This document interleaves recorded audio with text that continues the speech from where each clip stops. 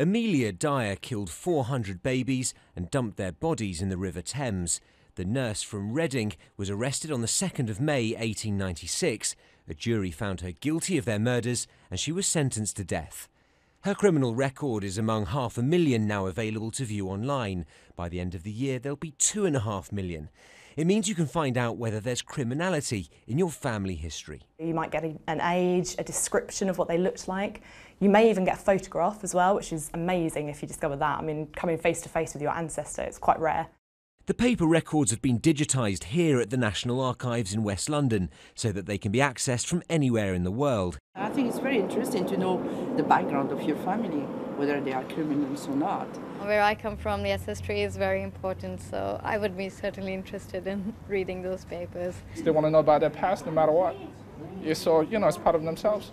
Among the documents are court papers, verdicts, sentences and mugshots, with suspects forced to show their hands in case they have an identifying feature like a missing finger.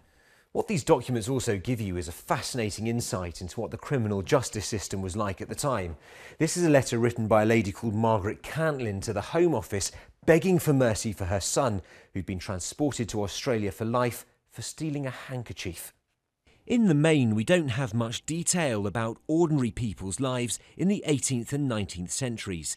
Paul Carter from the National Archives says these records help shed light on that period in history.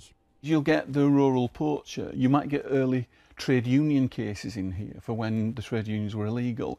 You'll get chartists in here and people who are looking to reform the way in which society works. So you're going to get an awful lot of very different people who come through the system.